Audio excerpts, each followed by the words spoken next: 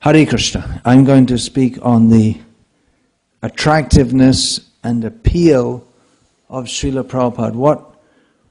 What is it about Srila Prabhupada that brings devotees together today all over the world? Actually, it'll be tomorrow in some parts of the world. To glorify Srila Prabhupada. It is a function which is formalized, but as we've seen from the sincere appreciations of Srila Prabhupada, it's not just a formality. I did recently, actually, earlier this year, attend the function of the Vyasa Puja of one of Srila Prabhupada's godbrothers in Puri, in India, in the spiritual world. And I was struck by how formal it was. I didn't feel the feeling that I felt when devotees are glorifying Srila Prabhupada. So what's so special about Srila Prabhupada? This, what I have to speak, of course, that question, the answer to it could go on for hours, days, weeks, months, years, yugas.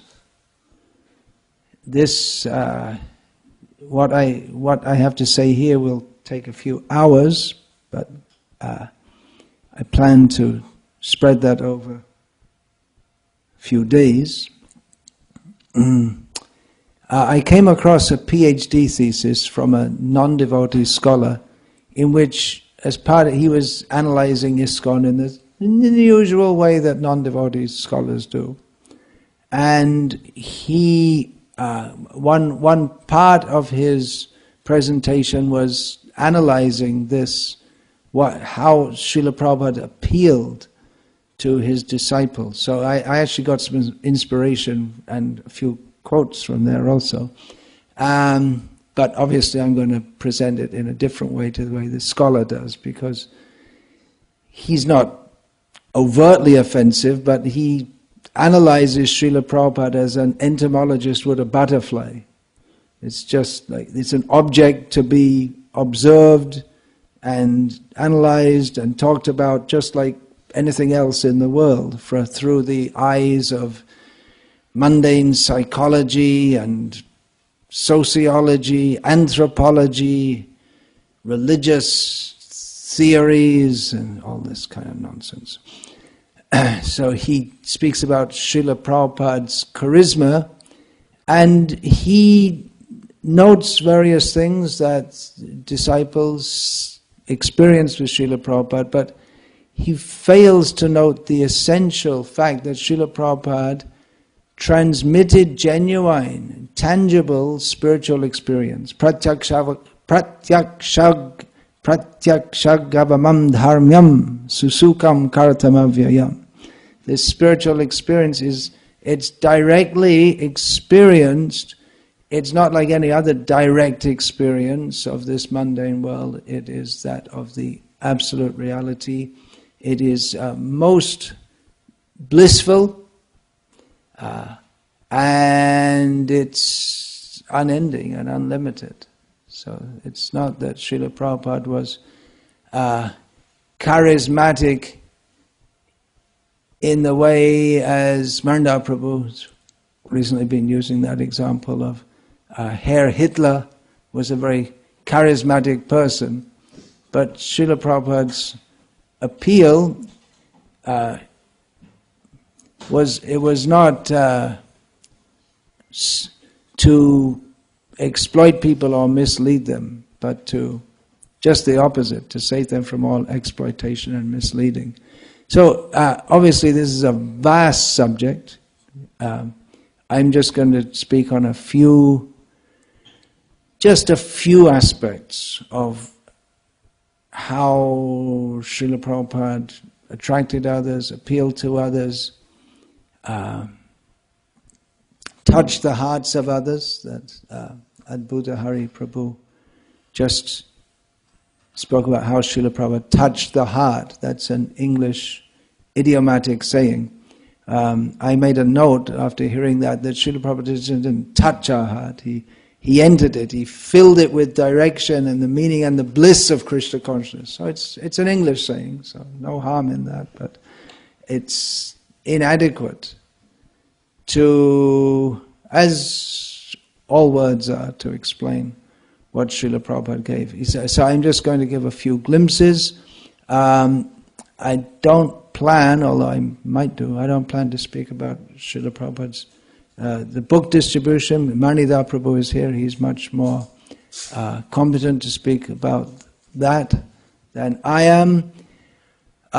For all of us, we're all experiencing that the very fact that we are able to come in contact with Srila Prabhupada, the chance to meet Srila Prabhupada, is very rare and extremely fortunate. How fortunate we are.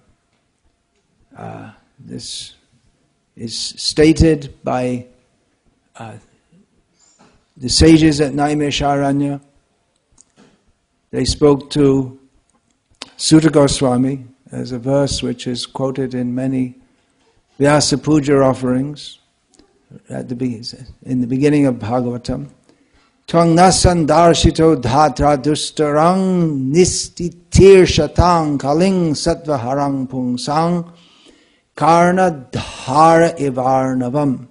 We think that we have met your goodness by the will of providence, just so that we may accept you as captain of the ship for those who desire to cross the difficult ocean of Kali, which deteriorates all the good qualities of a human being. So it's our great good fortune. Every devotee has their own experience of Srila Prabhupada, just as every person has their own experience of Krishna. So I'll discuss some of these experiences that devotees have had.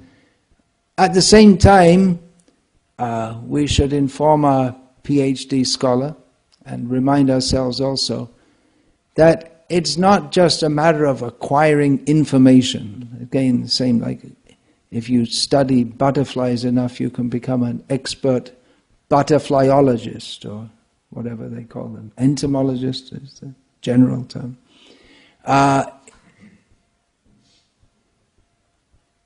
It's just acquiring information doesn't mean that we can understand him or even get any of his mercy.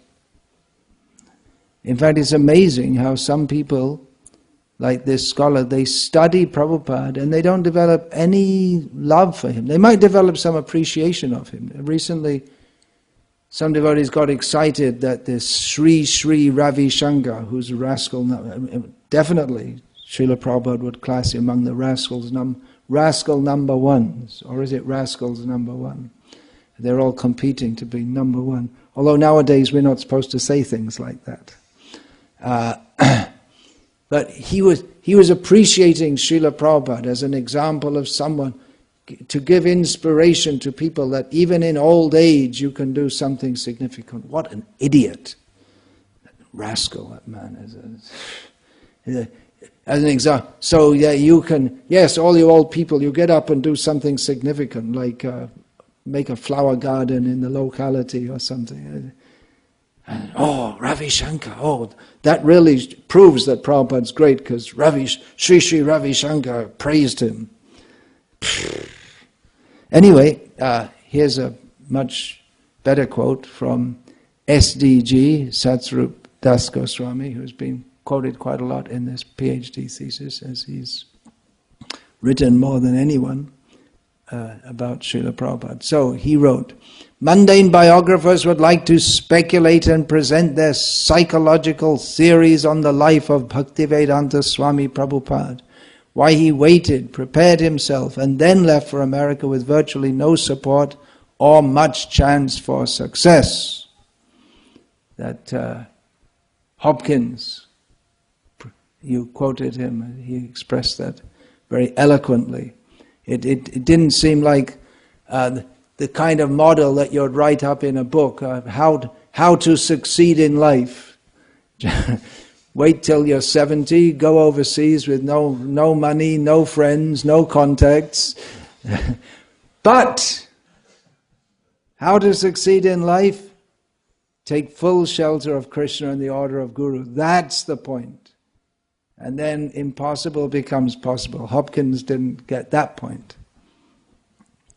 So, continuing. But the movement of persons completely surrendered to the Guru and Krishna cannot be understood by such speculative methods. It is a fact that the Absolute Truth, Supreme Personality of Godhead, cannot be known by material argument or sensual inspection, and similarly, the servant of the Absolute Truth can also never be known by any means except devotion. As Hayagriva put it in his book, the Hare Krishna Explosion, the more we acquire devotion to him, to Srila Prabhupada, the more his unique features and qualities manifest, and we come to see him as a purely transcendental personality. In the preface of that book, he put it succinctly, Prabhupada's real identity defied analysis. So you can analyze your butterflies and say it belongs to this species and this genus and this and that, but and devotees can also be analyzed as Rupa Goswami analyzes in the Bhakti Rasamrita Sindhu. So it gives us some idea. But, again quoting SDG, everything he ever did was unlimited. No one could understand the depths of Prabhupada's actions or his words.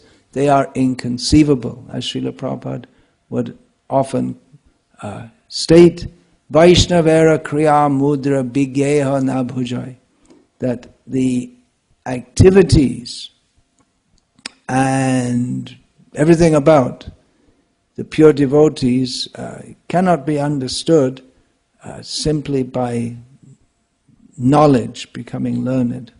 Bhurijan Prabhu writes, do not imagine that his dealings are based on superficialities, likes or dislikes. Dealings between guru and disciple are deep and are meant for the disciple's welfare. In addition, it is not possible for a disciple to understand the depth of consciousness that motivates his spiritual master's actions. So, in other words, a disciple should not attempt to read ordinary human intentions and motives behind the activities and the personality of the Guru. In other words, he shouldn't subject him to psychological analysis. We should always consider, as Srila Prabhupada wrote in a poem, feeling himself helpless, having come to America, that you have brought me, I'm like a puppet in your hands. Now, if you want me to dance, you have to make me dance. So that, Srila Prabhupada's, everything he did was inspired by Krishna because he was completely surrendered to Krishna. If we are to analyze Srila Prabhupada, we should do so in this transcendental way, understanding that he is a fully surrendered, pure devotee of Krishna, and not ascribe mundane motives to him. Definitely, if we as the disciples can hardly begin to understand Srila Prabhupada, it's ambitious to the point of absurdity for these scholars, so-called scholars, to try to understand Prabhupada by bringing their different psychological theories and comparing it to this spread of religions, other religions. They're fumbling in the dark. Who is Srila Prabhupada? Well, that we know. He's a pure devotee of Krishna. He's the special representative of Krishna. Prithu Prabhu describes that one morning we were walking with Srila Prabhupada near the Eiffel Tower in Paris, when Shivananda asked, "What about your internal life, Srila Prabhupada?" Prabhupada, obviously annoyed, replied sharply, "That you do not require." Somehow or other, Shivananda didn't get the message and dared to ask the same question again. "But Prabhupada, it would be interesting to know about your personal, intimate relationship with Lord Krishna. It would be interesting." Srila Prabhupada stopped walking, turned to Shivananda and angrily repeated, "That you do not require." Then he simply walked off. He was clearly displeased with our attempt to intrude into his inner life. That's the end of the quote from Prithu Prabhu. What do we know about Srila Prabhupada? We can conclude from his own teachings that Srila Prabhupada is a Shakti-avesh avatar. Krishna himself comes into this world, yada yada hi dharmasya glane bhavati bharata abhyutanam adharmasya tadatmanam srijamyaham.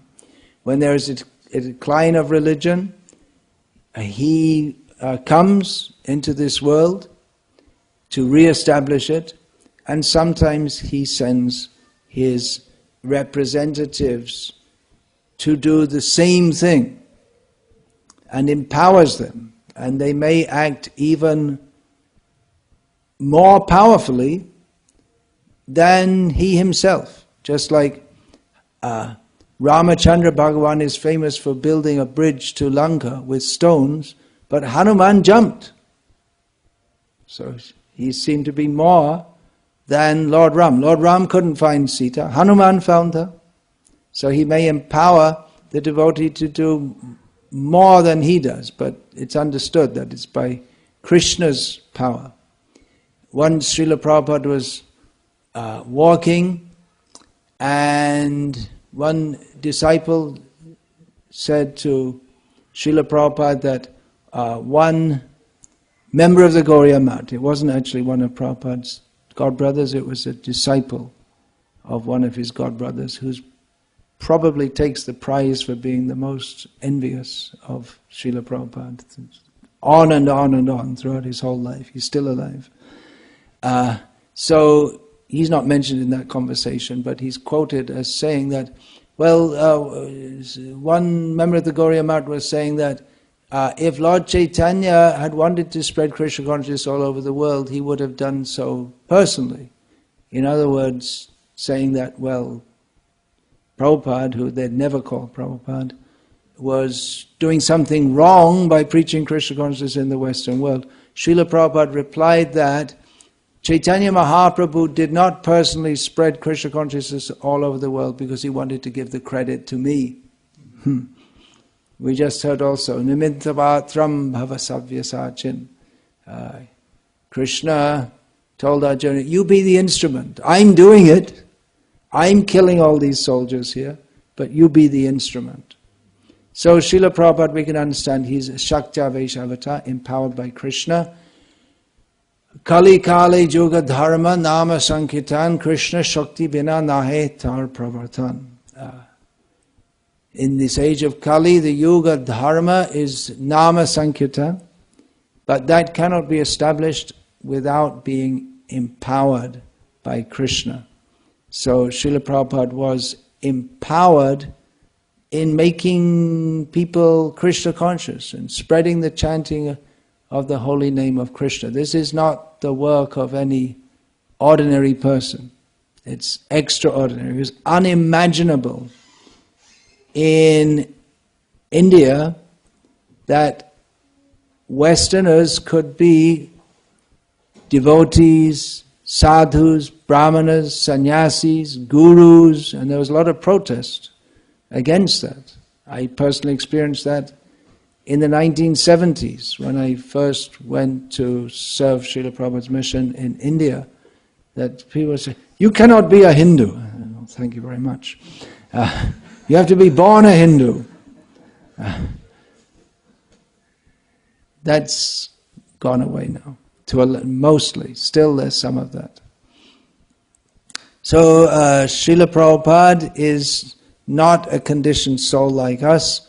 Throughout his life, he was always Krishna conscious. Tamal Krishna Maharaj wrote a letter to Srila Prabhupada asking, it'd be interesting to see what the letter was, but seemed to be asking about Srila Prabhupada's previous life, before coming to the West, and in a somewhat probing way, and Srila Prabhupada said that, I should have got the quote here, that although I had immense opportunity, because I was born in an aristocratic family, I had immense opportunity for breaking the regulated principles, but Krishna protected me from that.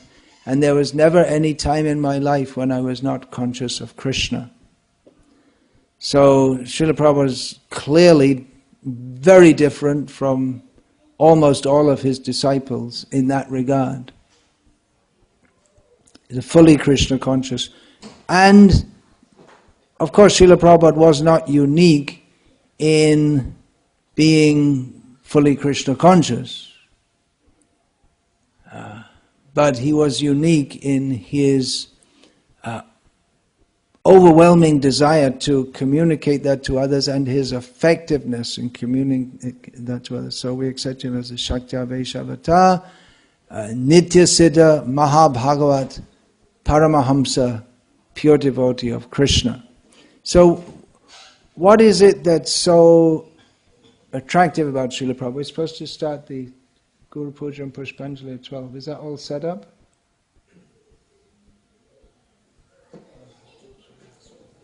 Yeah, okay, let me know. To me, what is most important about Srila Prabhupada, what attracts me the most, or what inspires me the most, from the beginning and up to the present time? Well, I must admit, in the beginning I found prasadam very attractive also. Although in those days at Bhaktivedanta Mana, the attractive prasadam, especially attractive prasadam, only came once a week. And we were out on Sankirtan mostly. So, but his message, this is the most important thing to me, and it was to Srila Prabhupada also. Srila Prabhupada, he didn't emphasize that I have come to smile at you, I have come to show some magical feats, I have come to establish a relationship with you, something like a father. So all these different things may be attractive, but as Srila Prabhupada repeatedly pointed out, the duty of a guru is to give the message of the absolute truth. His message is presented primarily in his books. He always gave most emphasis to his instructions in his books, also in his letters and his recorded spoken words. What is that message? Well, then we can go on for yugas speaking about that also, but the essence of that is that God is a fact. As Srila Prabhupada, when he arrived in London, one newspaper reporter, as mostly they tend to be, newspaper reporters, when they interview people, they tend to be somewhat nasty and challenging, whoever they're dealing with. And so one reporter asked Srila Prabhupada, why have you come to London? What are you doing here? What business have you got here? And Prabhupada said that, I have come to teach you what you have forgotten, God. So Srila Prabhupada emphasized that there is God. The East Village Other, a magazine of the Lower East Side of New York City, gave a report about Srila Prabhupada in which it's stated, I'm paraphrasing, that Swami Bhaktivedanta is teaching that God is still alive. That's in response to Nietzsche's God is dead. God is alive, but he's probably not in the churches. And most important, God is a person. When a poem that Srila Prabhupada had composed as an offering to his Guru Maharaj on his Vyasa Puja Day was read or shown to his Guru Maharaj, to Srila Bhaktisiddhanta Saraswati Thakur, one stanza in particular very much pleased Srila Bhaktisiddhanta Saraswati Thakur, that Srila Prabhupada had written, "Absolute is sentient, thou hast proved, impersonal calamity thou hast removed." Srila Prabhupada composed his own pranam mantra because his disciples they had no idea that there should be such a thing as a pranam mantra, let alone be able to compose one. In that he stated that his mission is as being a servant of his own Guru, preaching the message of Chaitanya Mahaprabhu, nirvishesha shunyavadi paschatya deshatane, delivering the Western countries from impersonalism and voidism.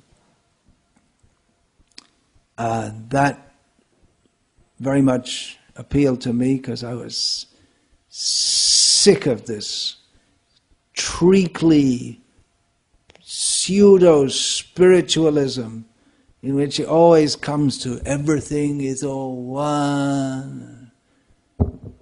Horrible.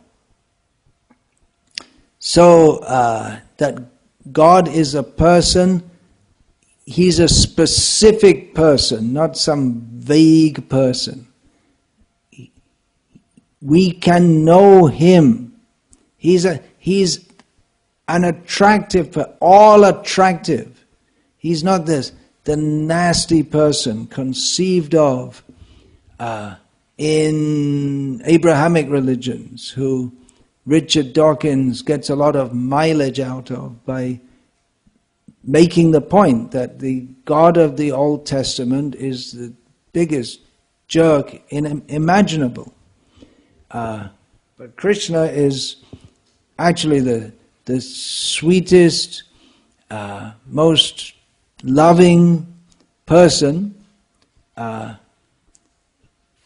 There's definition for God. It's not just a user-defined entity that, well, God, again, these neo-Mayavadis, that, well, God is to you whatever you want him to be. Well, that may be true to some extent, because Krishna reveals himself differently to everyone, but it's not that you can imagine anything or anyone to be God. He has specific characteristics, full opulence, aishvaryasya samagrasya, viryasya, in whom there is full power, fame, yashasha, shriyaha, beauty, in whom there is full knowledge, in whom there is full renunciation. That person is God. So it's not just God and then you just imagine something. But no, specific characteristics. He's all attractive, all powerful, omniscient, eternal, unlimited, cosmic creator, and much more. So it was Srila Prabhupada was most insistent on this point. This is the core of his message, that there is God, there is the Supreme Controller. He's a specific person. That specific person is Krishna, and we are all his servants. Therefore we should serve him. So that is the essence of his message, and encapsulated in the Hare Krishna mantra. He gave the Hare Krishna mantra. Everything is there in the Hare Krishna mantra. So I don't know if... Wait, okay, I'll go on because I'm getting into another section now, just having touched the essence of Srila Prabhupada's message.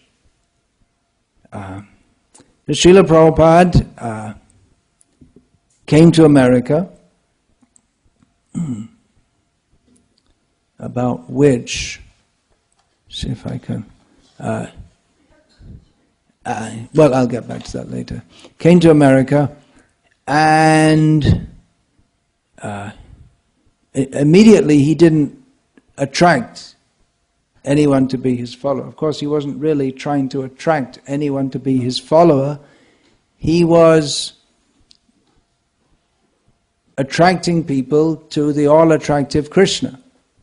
And that they were his followers was incidental.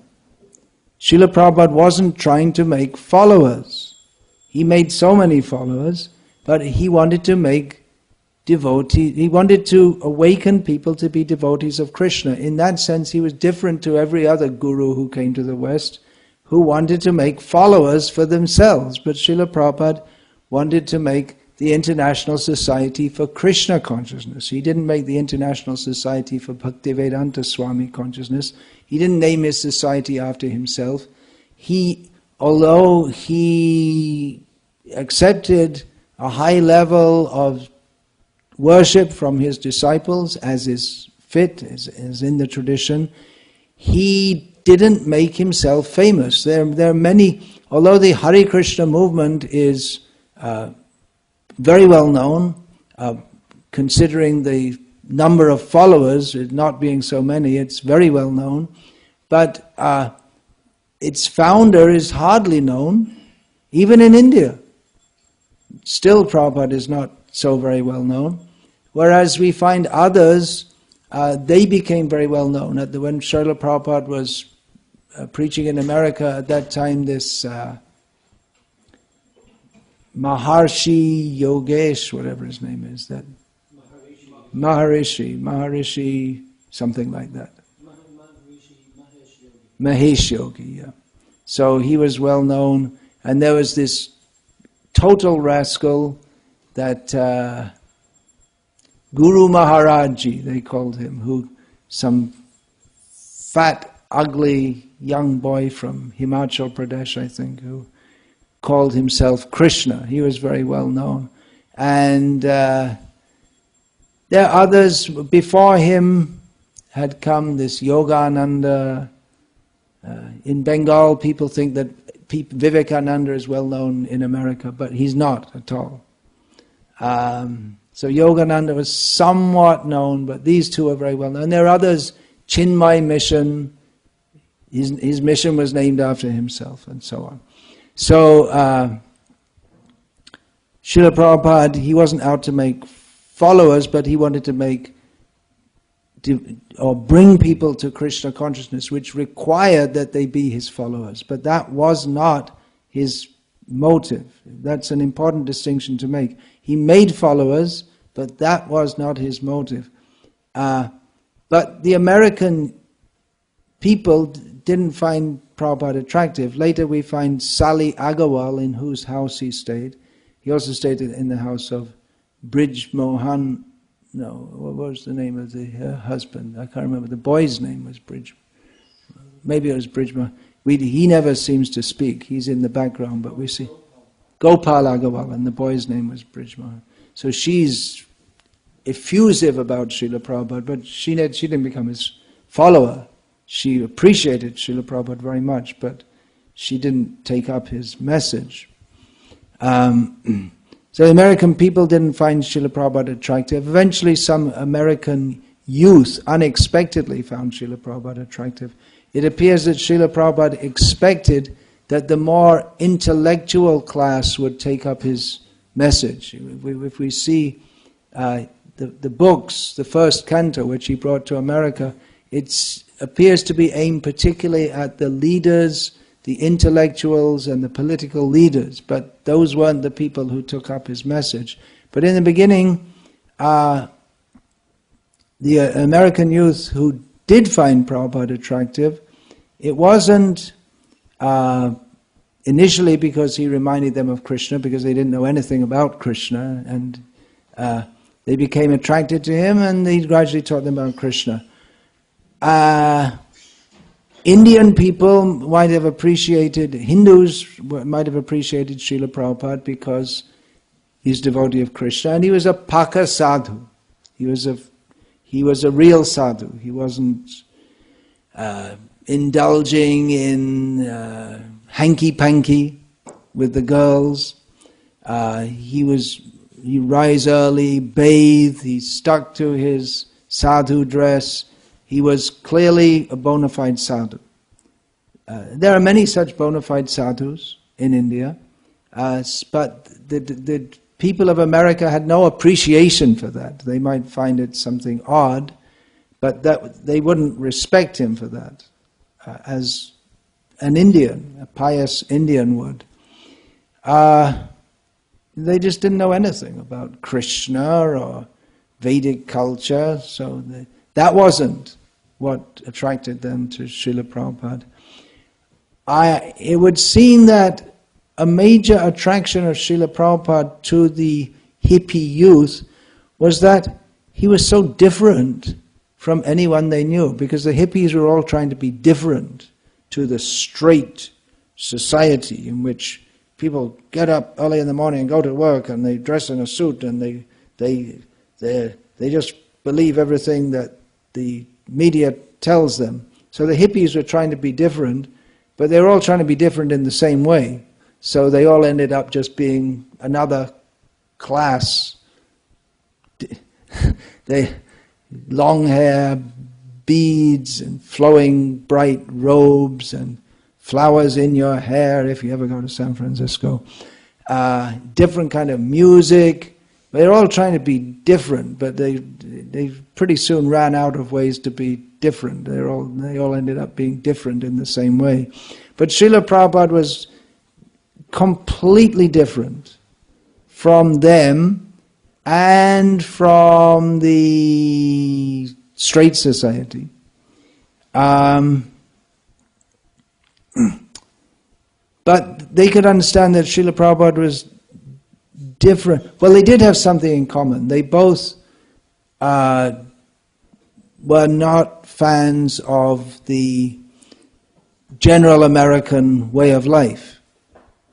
That they had in common. But then Srila Prabhupada was also very disparaging about the hippie way of life. He disliked the hippie way of life more than the straight, in some ways more than the straight American way of life. He would speak about respectable gentlemen, and he would disparage the hippies. And it wasn't that he was out to attract the hippies by joining them in being against straight society. He shocked many of them he would say he wasn't against the Vietnam War per se, which that really. But anyway, even when Srila Prabhupada's disciples, later when they sat down and wrote books about him, just like Satsvarup Maharaj did, and Hayagriva and so many did, about the early days. Guru Das Prabhu has written about the early days. Mukunda Maharaj, they've written about Jadurani, they've written about those early days when Srila Prabhupada didn't have followers and he gradually attracted some followers. But it's very difficult to pin that for themselves or for their readers to pin down what exactly it was that was so attractive and so special about him that he changed people's lives. Clearly he was not of this world. He was so different from everyone else because he wasn't of this world at all. Although he was a very practical person in many ways in dealing with this world, much more practical than the hippies were. But he was not of this world. It was ultimately, and the PhD scholar missed this point completely. He was analyzing how Prabhupada, he would read people's minds and things like that, or appear to read their minds. He wouldn't say that. But it wasn't that. Ultimately, it was Srila Prabhupada's powerful, pure devotion and his completely compassionate desire to communicate that to others that appealed to persons who were open enough and receptive enough to accept that mercy that Srila Prabhupada has given. So, should we stop now? Okay. One of the volumes of Srila Prabhupada Lilamrita was titled, Only He Could Lead Them. That's an astonishing feat of Srila Prabhupada. The hippies who took the American ideal of individualism, the rugged individual. They wanted to take it to the maximum extent, and the idea of a hippie is everyone should be completely individualistic, and they don't accept any authority. The hippies were into this thing. We don't accept any authority. We defy the police. We're not going to go and work in a job because we won't accept any authority over us in any and no organized religion in which the religion tells you that it's like this and you have to do that. No, they don't want any of that. They want to avoid all of authority. But Srila Prabhupada, even without their realizing it, he exhibited or he gave authority over them because of why exactly? Well, it's very difficult to say, but they submitted themselves to him, understanding that by doing so they would be benefited, and that their game of being independent wasn't getting them anywhere. That their so-called independence, they just brought them misery, dissatisfaction. Although the hippies were supposed to be pursuing enlightenment, they didn't find enlightenment. As Jayadvaita Maharaj says, the real hippies joined the Hare Krishna movement. Those who are serious about enlightenment. Otherwise, the hippie dream, it just lasted a short time, maybe 2 or 3 years, and then the center of it, that Haight-Ashbury area in San Francisco, just descended into commercialism. The whole hippie experience, ironically, the whole hippie endeavor that we're all living as brothers and sisters, it just descended into commercialism. That the people saw an opportunity to make money out of selling kaftans and illicit, illegal drugs, and the rock groups, just like the Beatles, they sung that I don't care too much for money, but well, practically they didn't neglect it. It wasn't that they threw their money in the streets like Jains do when they take sannyas. So the whole hippie ideal broke down, and people individually, they found they weren't getting what they had hoped for, the dream of flower power, and we're making a new world where imagine all the people living for today, all this kind of thing. But it just degraded.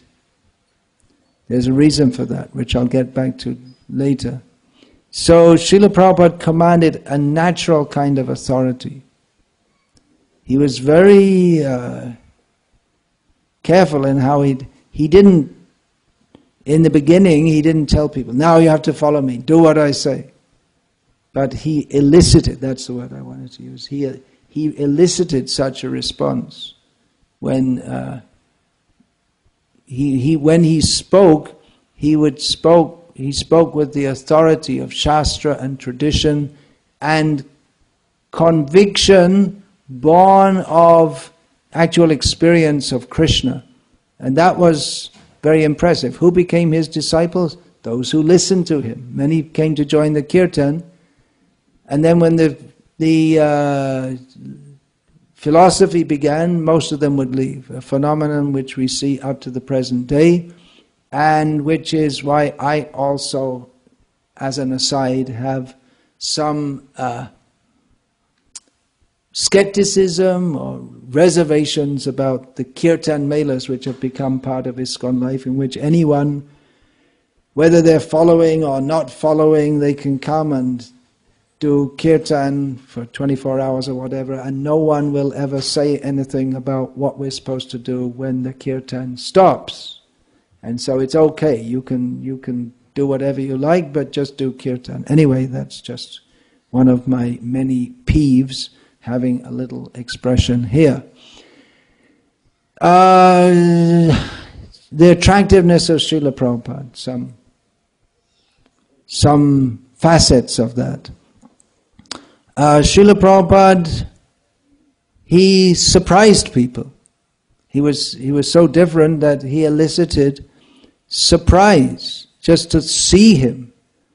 Even in New York City, at that time, to find someone wandering around the streets in a style of dress that was at that time unknown, dressed in cloth that was, if you look closely enough, people wouldn't, but it might make a subliminal, to use that Freudian term, impression, or is it Jungian?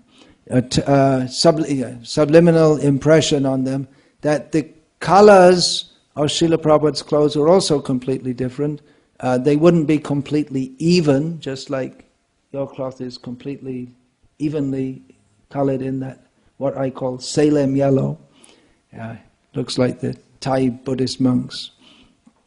But because he used rock dye, that's one kind of stone which is found in certain parts of India, you wash your cloth with it and it makes the cloth red. But it comes out somewhat blotchy.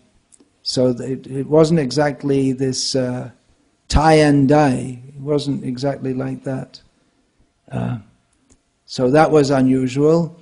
And Srila Prabhupada's shoes were unusual. Not in India, they were the plastic, pointy kind of slippers, that the plastic version of the kind of shoes which are associated with the Muslim rulers, ex-rulers, with that little point there. So, and Srila Prabhupada, looking unusual, the shaved head and a shikha, and he would walking completely confidently in the streets of New York, as if he owned the place. If you see the way Srila Prabhupada walks, he walks with such confidence as if he owns the place, because he knows he's in the protection of Krishna. So very unusual.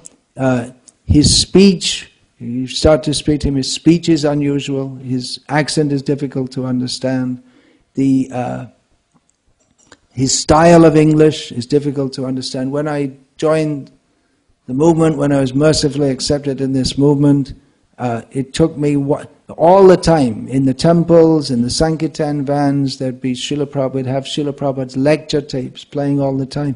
After 1 month, I could begin to understand them, because his English, his accent was so different, and the terms he used, so his speech, his mannerisms, so all of it was unusual to everyone. So that was somewhat surprising, but that wasn't what made people Krishna conscious.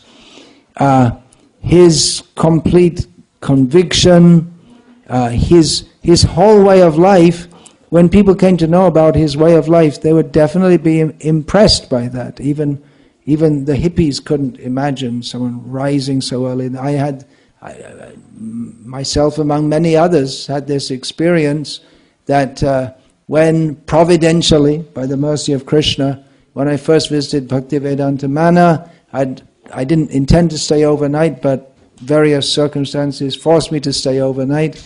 And although staying up overnight till 4 o'clock was not unknown to me, going to sleep before that and getting up at 4 o'clock was completely unknown to me. And that Srila Prabhupada did that every day, and that he was living among the hippies. He was quite happy. Actually, he was living in the Bowery at that time among the winos and practically the worst people possible in America in many ways.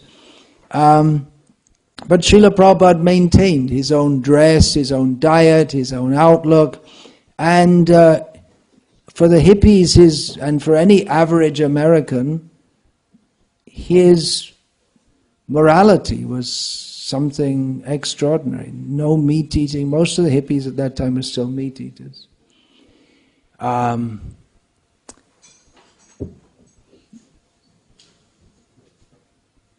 No meat, no fish, no eggs, no onions, no garlic. Nothing worth living for. Are we going to have the Pushpanjali now? Okay, so I'll plan to continue this later.